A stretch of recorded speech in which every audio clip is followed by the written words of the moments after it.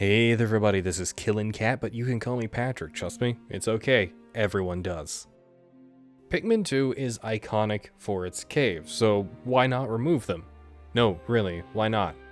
Sure, I love Pikmin 2, but if it doesn't scratch that itch and you still want a functional and kind of impressive game, you used to have to boot up Pikmin 1 or Pikmin 3 many years later. Heaven forbid you try Pikmin 4 if you still hate caves. Now you can just boot up Pikmin 2 Caveless Edition.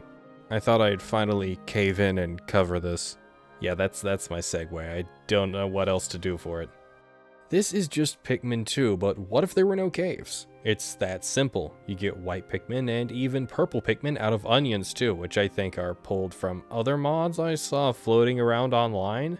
I don't know the full context of that, but I can't talk crap about it because I lack that total context. So, is this taken from another mod? Did they ask for permission?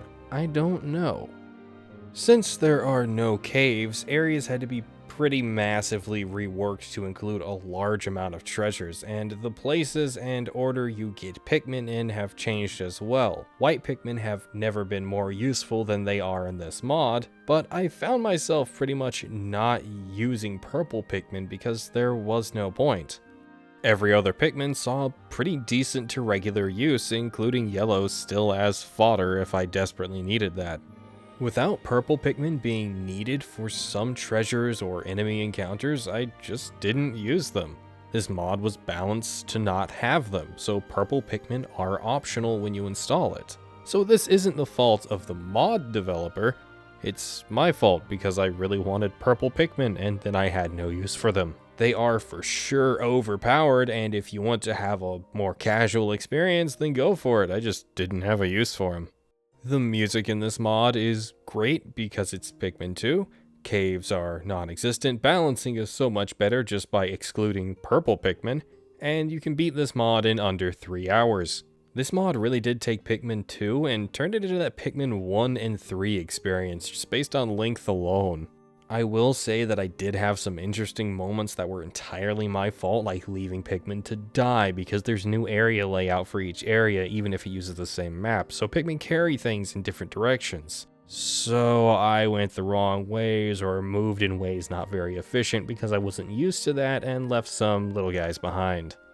It's also a bit awkward if you try and play this like Pikmin 1. The feedback and quality of controls are actually very different even if they do the same things. There's also some pretty significant design differences between how you handle specific enemies and how you handle your Pikmin in general. The best way to think of this is that it's Pikmin 2, but it's made to be like Pikmin 1. I know that seems really obvious, but sometimes the obvious goes right over people's heads. Trust me, I'm very familiar with that. I've been on the internet for a long time. Since Pikmin 2 Caveless Edition is literally just Pikmin 2, well, I mean, there's not much to talk about on story. Did you like the Pikmin 2 story? If you did, then you like the story here. It's the same thing. Sure, your progression in the game is way faster, but there's not much difference otherwise. The game actually feels a lot smoother now, like everything connects better because, well, everything moves faster and Pikmin as a series works best when you're moving quick. That is why it's a speedrunner's paradise and all that. The final boss was insanely refreshing to fight. Easy? Oh, absolutely. But I fight the Titan Dweevil multiple times a month for these videos sometimes, and I have to tell you the change in bosses was great. It was for sure basic, but that's not a bad thing. Sometimes a change of pace with a lack of complexity is better than trying to overcomplicate a boss fight by buffing or debuffing the existing boss. Sometimes just going an entirely different route is better than rehashing the same thing on loop. I can't tell you how many mods out there that exist that just buff or debuff the final boss or reskin it, and it becomes hell to fight or simply too easy or no real change at all. No guys, it's just that you need to return to simpler times. Just make it something really big with a huge health bar and it can be a nice thing to fight. I imagine that isn't to everyone's tastes, but it is to mine after fighting the Titan Dweevil as much as I have. Not all the time, mind you, it doesn't fit my tastes all the time, but at least some of the time. The existing treasures are here, but I thought while I was playing without checking that there were only around a third of them. Turns out it's almost exactly a fourth of them. It feels like there's more treasures than there actually are, and I suppose that can be a good thing or a bad thing if you like or dislike the way this mod is paced. If it were me, I'd add around 20 more treasures in total somewhere, maybe in challenge mode, because challenge mode just does not work in this. If you boot it up, it breaks the mod horribly. Do not do that. Caves were really wholly removed, weren't they? Intentionally or not. Kinda scared me when I first booted up challenge mode, and there was just a little buzzing noise before it gave me the memory overload. Items and treasures are well made. They are from the base game, so that makes sense. Everything is well placed and carefully done.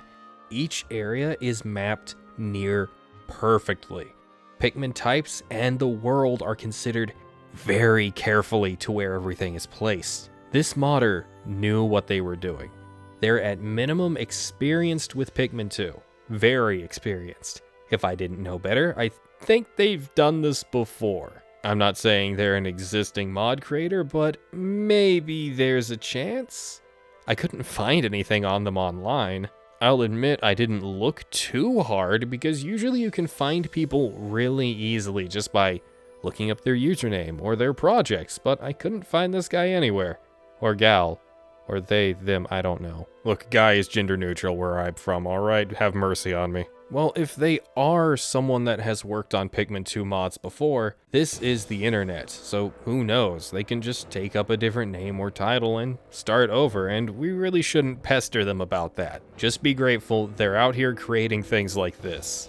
I wanted to try and email them or contact them via messages or something, but there doesn't seem to be a way to do that listed on their YouTube channel, and I didn't find them in other places, to the best of my extent and knowledge. Usually I message mod creators before I decide to do a mod, unless it's like a big team or a large group of people, and I don't know who exactly does what. So I try and, ask for permissions, but I just couldn't do that here. Not without being public about it, and thus maybe spoiling you guys. I wanted to keep some surprises. As for everything else in this mod, as I've said, this is just Pikmin 2. I can only critique what's really new here, and I just did that, so I don't need to do anything else. If you do think I missed out on something, tell me in the comments below. And also, feel free to check out my other stuff and check out the mod developer in the description. I have all their stuff linked there. I hope you all enjoy this genuinely expertly crafted mod. Thanks for watching, and I'll see you all next time for more. Support me by joining my channel or donating me on Ko-fi down below. You can also subscribe, like, comment. Even if you dislike my video, that helps boost me in the YouTube search algorithm. Even by viewing this video for 5 seconds, you increase the likelihood that more people will see it. So if you don't like me or another content creator, it's best just to not watch them at all. And that's about it. Thank you guys, and I'll see you next time for more. Bye.